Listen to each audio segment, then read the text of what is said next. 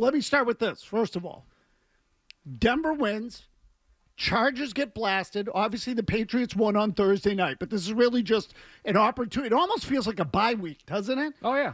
Because the game was on Thursday night. It's not a bye week. It feels like a bye week, and you can usually tell that we're having a week like that when Felger's not in because he got married on a bye week many, many years ago. I would mock him for that, except that when I was covering baseball, I actually told my wife we have to schedule the wedding for early in the year because if the Red Sox make the playoffs, I got to be there. So, in any case, that aside, Denver wins. Chargers get absolutely blasted by Jacksonville. What does this all mean for the AFC before I get to the question I really want to ask you? What does it mean for the AFC, Paul? I think Denver's legit.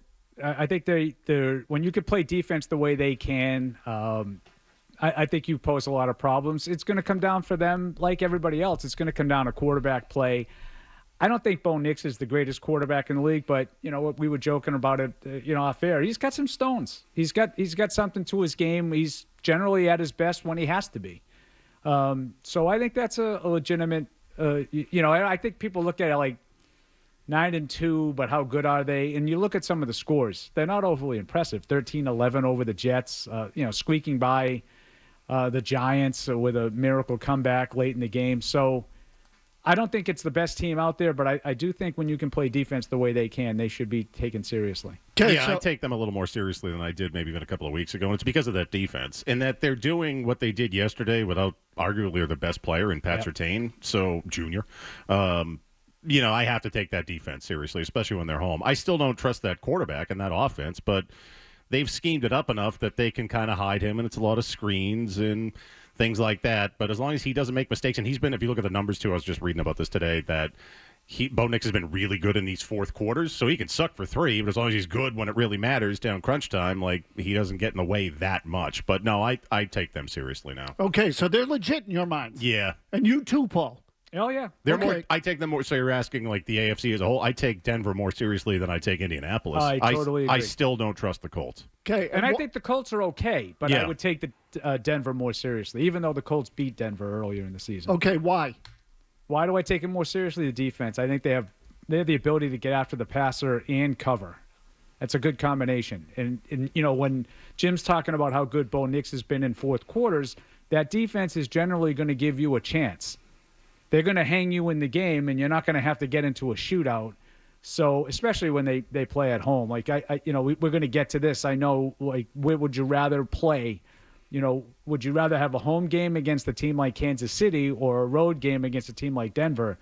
Give me the home game against Kansas City any day of the week. I want no part of playing the Broncos in Denver with that defense. Murray? I take Denver more seriously because that pass rush is that's legit. Yeah. They lead the league in sacks, I think. The Colts, by a wide margin. The Colts don't have anything like that in terms of their front four. And, Bo Nix, while I don't really trust him, I don't think he gets in the way Daniel Jones has these last couple of weeks. Daniel Jones has been sent back to, the loser realm to me. So Jones wasn't bad in that Atlanta game. He made some throws in that Atlanta game. He fumbles a lot. That's the thing that would worry me about the Colts. Is small hands. Less about the picks as it would be when he gets sacked. He tends to lose the ball. He fumbles a lot. But the game before that, he was a train wreck. Yeah, but the 6 turnovers in Pittsburgh, that was tough. The turnovers they've come back a little bit for Daniel Jones. He looks like Daniel Jones of the Giants a little bit more these last couple of weeks. So he's not getting in the way. I mean, he's getting in the way, I feel like, these last couple of weeks where Bo Nix isn't. Okay, so I was just going to ask you that question next. That if you – because this is really what this all comes down to, right? Is as you had the chance to sort of sit off to the side, watch the rest of the league over the weekend, and make an assessment of how this is all going to affect the Patriots. I always find – when you have a little gap in the schedule like this, whether it's because of a Thursday night game or a bye week or what have you, it's an opportunity to survey the field, assess what's out there, and figure out what's the best matchup, who are the guys you fear, who are the guys you don't fear. And I was just going to ask you, but you already beat me to it sort of, was the quarterbacks. Would you rather play Bo Nix or Daniel Jones? And you both say Daniel Jones. Yeah. Yep. I do. Okay. Is it close? Is it not close? It's close because the Colts' offense is better by a significant margin. I mean, Jonathan Taylor and 3 good receivers, big playability with Pierce. kind of the underneath guys with Downs and Pittman, it's a good offense. Pretty good offensive line, too. The Colts offense is, I don't know if it still is, but it was the highest scoring offense in football for a bulk of the year. But everything Jim said about the other side of the ball, to me, trumps that. So if you're asking me, I'd rather face probably Knicks than Jones, but I'd rather face the Colts as a team than the Broncos because of the defense. It is close because I don't really love Nick's either. And again, the numbers show he's been good in these fourth quarters, but I can't shake that Thursday night game, the 10-7 game against Vegas a couple of weeks ago. He was pretty bad that night. Yeah, and he had guys wide open, and then people were popping up the film a day, 48 hours after that game, saying like he's got guys all day. His head is just spinning, and maybe he's just regressed or they've put too much in terms of the install for the offense, but either way, Knicks has regressed these last couple of weeks. So it's close. I don't love either, but right now I'd probably, gun to my head, if I have to trust either of those two to win a game, I'd go Knicks over Daniel Jones. So I think Daniel Jones is a loser. So do I. I do. I think he's a loser. I will take him over Bo Nix as an opponent every single time. So do you guys, let's touch on that for a second. So does it have to be that the guy is sort of defined forever, because he had the tough stuff, he can't have learned from some of his adversity with the Giants? Do you think he's learned? I think he's had a pretty good season, and I think when you're a part of an offense that has the weapons that they have, he might be good enough. So the Pittsburgh game left a mark with me, Paul. When he lost to Pittsburgh and he played like garbage in that game, I started to wonder whether he's just a product of an easy schedule, some good surrounding cast, and when he faces respectable or good competition, he won't be very good. So now, look, I don't want to get hung up on Daniel Jones because honestly, to me, the question that came out of this game is the one that you already touched on. And I'm sorry it took me so long to get there. But the first text I got today from Anthony the Barber, among other people, okay, Anthony the Barber, whom I love, texted me right away, Chiefs are in trouble. First thing, Chiefs are in trouble. Everybody's talking about the Chiefs, who are now 5-5 and at risk of missing the playoffs. And, Paul, you touched on it. So, Murray, let me ask you, would you rather play Kansas City at home or have to go to Denver? I can't believe I'm saying this, but Kansas City at home. This is the first time I stand with Anthony the Barber. This is the first time ever of the Patrick Mahomes era that I can say I don't know about the Chiefs right now. I don't think they're going to make the playoffs. I was hoping you said the opposite, because what I find comical about this scenario is that we all know Patriots fans want to crap all over the Chiefs because Kansas City threatens the Patriot dynasty and the Brady years and all of that. Right. So on the one hand, you want to say, ha, Kansas City sucks, 5-5. They're going to miss the playoffs. So you don't want to play them. That's what it comes down to. You don't want to play them. Are you afraid of them? Are you afraid of the Chiefs still, or have they Not right now. Okay, Paul, No. Are you afraid of the Chiefs? I don't want to play the Chiefs in the playoffs, and I don't think they're done. I don't think they're close to done. Okay. But for a wild card, I think they're done in the division. Okay, so we all respect Kansas City. Yeah. I respect Kansas City. I'd rather play them in Foxborough than Denver and Denver. Oh, yes, I totally. I just think the idea. That's because I respect Denver. And I more so, I respect the venue. I think they're a different animal in Denver. Yeah, I'm with Paul. I'm not coming at this from the Chiefs completely stink. Mahomes is done. I'd rather face Denver and Foxborough than Kansas City and Foxborough. Our whole lives, that stadium in Denver is a house of horrors, and even during the Brady heyday. So I don't want any part of that place. And that defense is ridiculous, and I want no part of it. So, and I respect them more than I do Kansas City right now is what it comes down to. So, I guess what I was kind of going back and forth yesterday. My wife said to me at one point yesterday, Murray, who are you rooting for in this game? It was a hard one. And so why?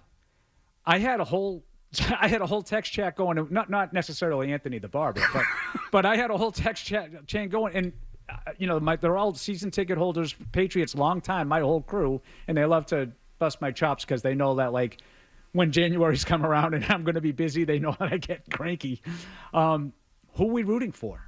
And there was good back and forth. No one could really decide. Now, if you're just going strictly for the Patriots and you're looking at the Patriots at 9-2, okay, think about what's best for the Patriots. Right. What's the best outcome? Then the outcome yesterday was not good because you want to get the number one seed, and Denver winning the game hurts you a cause to do that. You wanted Denver to lose that game. You should not worry about the Chiefs as much as you should worry about your own seed. But I could make an argument either way. Like, burying Kansas City ain't a bad thing. Okay, but what do you feel? You'd think rather play Kansas City at home, so the Yes. better outcome would have been for Kansas City to win the game. Yeah. Murray, do you feel the same way? Yeah, but my rooting interest yesterday was just spite, like because my baby bitchy. As always, Murray. My I baby, love Jim Murray's my spite. baby bitchy friends hate Kansas City so much they want to see the end of Mahomes. So I was rooting hard for Kansas City to spite them. Okay, Yeah. and I found myself with a similar dynamic, Murray. That because I think by rooting for Kansas City to lose, if you are a Patriots fan and you were, in my mind, you were rooting for Kansas City to lose yesterday, I think you're an idiot. I think you've got to ass backwards. Right. Is what I think it is. Right. Completely ass backwards. So what? The Chiefs suck. We hate the Chiefs, but you don't want to play them because you're afraid. So they can't suck that much. You're still scared of Patrick Mahomes coming in here and beating your ass in a playoff game. So you'd rather Denver win and go to Denver? I think that's asinine. Asinine. Do you understand what the Patriots' record has been in Denver historically? I'll tell you what. Let's just stop at 2000 or 2001, the year Brady became a starter. The Patriots are 4-7 against the Broncos in 11 meetings against Denver. In Denver, 4-7. You know what they are in the playoffs? Winless. Right? Yeah. 0-2. 0-4. 0-4. 0-4. Forgot. When the hell were the other ones? I remember 05, 13, and 15. No, so I'm sorry. 13. Let me. right. The 04 is all time. It goes back into the 80s. Oh, okay. Okay. Okay, Yeah. the 04. They've 86. never won a playoff game in Denver. Never. Not once.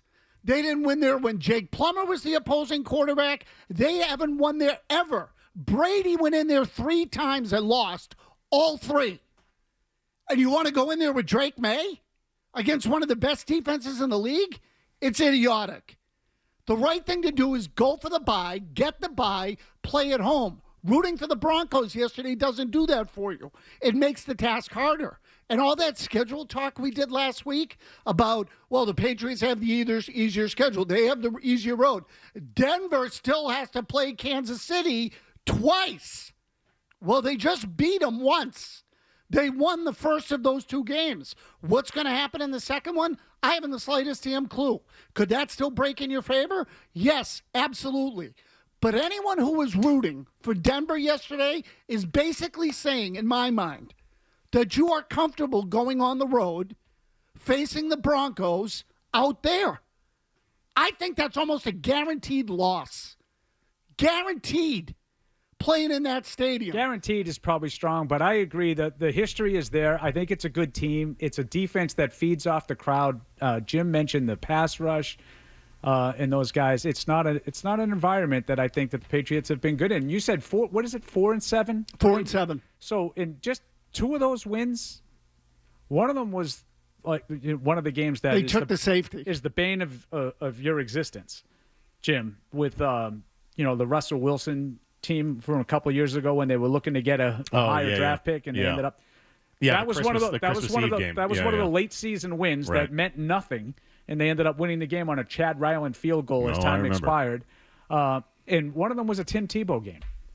They beat Tim Tebow when he was playing. here in the That's playoffs. 2 of the 4 wins. I just think winning in Denver in the postseason is borderline suicide. That's what I think it is. And when it comes to football, I really do. I think it's an incredibly difficult place to win. And back in, Paul, was it 2015 that the Patriots went in there Yeah. after blowing the home field in the bye late in the season? Yep. They blew it. Lost 4 of the last 6. They went in there thinking that they could win at Denver, and they couldn't. Yep. And that was the one where they had all kinds of trouble with the snap count? Or was that a regular season game? Oh yeah, no, they had problems with the snap count. They were timing up Ryan Stork's snaps, and that was the only reason why that game was competitive was Brady and Gronkowski. Okay, and you know what? And you know what happened yesterday to Kansas City? Denver predicted the snap count because Patrick Mahomes was having difficulty with the noise.